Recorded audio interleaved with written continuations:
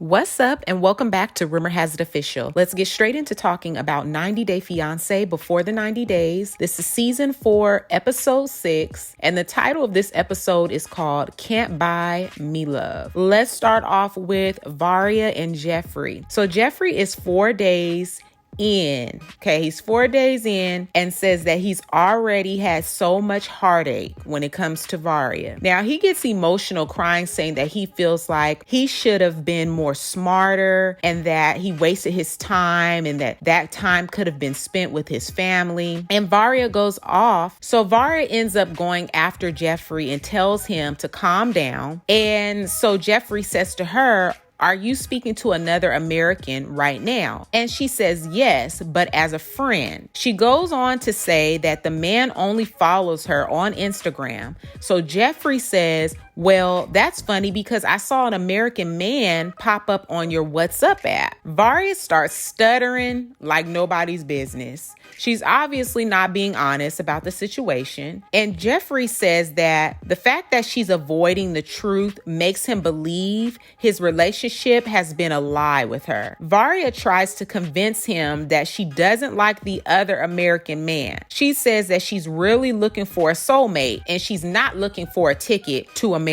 Now, Jeffrey yells during his time with the camera crew and says that he feels like a fool and like he's stupid. Yeah, you're both of those things. Comment down below and let me know your thoughts. Let's move on to Lisa and Guzman. So Lisa talks with Guzman about how she felt insulted by his friend. Guzman says what his friend said to Lisa was the truth, and Lisa just doesn't like to hear the truth coming from anyone else. Lisa says that she defends Guzman against anyone, so she expects him to do the same thing. She wants him to do the same thing up against his friends, family, anyone who has something to say. She even goes as far as to say that she doesn't want him to invite his friend Abba to his video premiere party. I feel like Lisa wants to dictate everything when it comes to Guzman, him and his career. Guzman says that his ultimate goal is for them to get married, to live together, and to have some children. And he wants to also maintain his status of being a superstar Sojaboy over in the States. He goes on to say that he has to do whatever he has to do to make Lisa happy. Comment down below and let me know your thoughts. Let's move on to Darcey. So Darcey is getting ready to go see Tom in New York. And it's funny to me that she called him her boyfriend of 1 year. She goes on to say that he doesn't know that she's seen these photos of him with another woman and that she feels betrayed and used by him, adding that she's going to let him know it. Now, before she said that she was going to be meeting up with him because she wanted to show him her strength, that she planned on showing him her strength and wouldn't be bringing up the photos. But I already knew that wasn't going to happen. I already knew if she gets in his presence, she's gonna bring that up. She's gonna throw that in his face because of course that bothers her. Now, Tom wants Darcey to go on a trip after this New York visit to meet his friends, but Darcey feels that he's just stringing her along and manipulating her. She adds that he's inviting her so that he can feel peaceful with himself because he knows that he did her dirty. I think that she's totally off about that. I truly do. I feel she's totally off about that because I feel like if somebody's playing you and stringing you along, it's going to be just that. They might even just cut you off and stop talking to you. They don't feel the need to do anything for you or feel bad about what they're doing if they are stringing you along. They don't really have remorse for what they're doing. They're just doing them. So I feel like there may be some type of care regardless to whatever. I just feel like Darcey is very unbalanced and she's kind of a messed up individual. She's very emotional. Let's move on to Tom. So Tom makes a little appearance. He makes his little appearance and he's in New York and says that he's there on business, but there's a lot of unfinished business between him and Darcey. So he really needs to see her to tell her how he feels. He goes on to say that he wants to make it work and he thinks that he loves Darcey more than she'll ever realize. I don't believe that one bit. I really don't. I just don't believe it. He believes the distance between him and Darcey is just too much for him, and says, like he's never dated long distance, done long distance before. And then he says when they got back from when she went to go visit him, Darcey is still continuing to bring up Jesse, her ex Jesse. I don't understand why Darcey continues to bring up Jesse. If she's trying to move on in a new relationship with this new man, I don't understand why Jesse is still a factor. I don't understand why we keep showing Jesse and he's not even in a relationship. Why is Jesse a factor? Comment down below. Do you all like seeing Jesse? Because I heard he's going to be coming up in the 90 Day Fiance. I think it's What Now? He's going to be in that season. It's like, who really cares about what Jesse is doing? Why is he even a factor? I need to know from you all. So Tom is unsure if their meeting will determine if something is still there or if it will be final closure. Comment down below and let me know your thoughts. Do you feel like Tom has good intentions for Darcey? That he really cares about her, that he really loves her like he says that he does? Let's move on to Ed and Rosemarie. So Ed's been in the Philippines for 3 days and he hasn't spoken to Rose since, they had their little argument. He is now having regrets about wanting her to take this STD test and he feels that he blew it. So he gets emotional and says that he just wants the opportunity to say that he's sorry to Rose. He tries calling her and she doesn't answer his call. So he tries texting her in her language, hoping to reach her and connect. Let's move on to Stephanie and Erika. So Stephanie says that Erika is everything that she expected and more. Now, I'm just getting best friend vibes, not two people in a relationship. Like she just went on a girls trip, girls trip vibes. I don't really get relationship.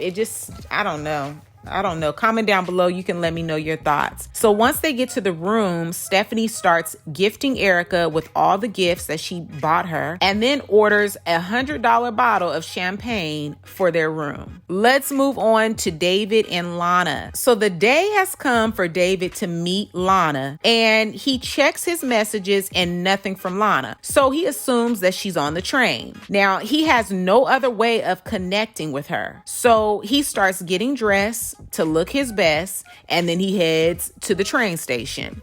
He arrives and has no way of understanding or reading the language on the arrival board. He really didn't think this through. I think this is very foolish just to go somewhere you don't have any way of connecting with this person. You can't even understand her. You have to connect with her through your laptop. You didn't even bring the laptop with you. I feel like he should have got a translator or brought his friend Anya with him. So David is waiting and unsure what train she'll be arriving on. He's looking all around and can't locate her in the quote unquote blue dress she said that she would be wearing. He decides to go to a cafe to try and connect with Lana to see what happened. So David says her not being online gives him hope because it could mean that she's en route to him, adding that this time is different and he's not leaving without seeing Lana or getting some type of explanation. Comment down below and let me know your thoughts. Let's move on to Lisa and Guzman. So Lisa is nervous about Guzman's female fans and Guzman is worried about how she'll act around his female fans. So they arrive to his video premiere party and as soon as they enter the building, two girls approach Guzman and start snapping photos. Lisa says that she's shocked at the women and how they're acting. She calls them lovesick puppies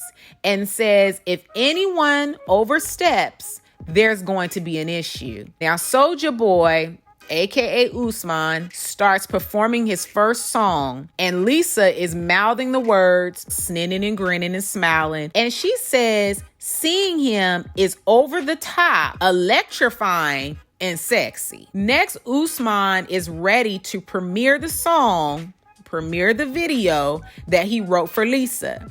He tells the camera crew that he doesn't know how his fans will like the video without the hot model. So they had the Nigerian model in there and they had to remove her out because Lisa wasn't having that. Now, watching the video play and looking at all the faces of the girls and the people was a bit uncomfortable and tense. After it was done, nobody clapped.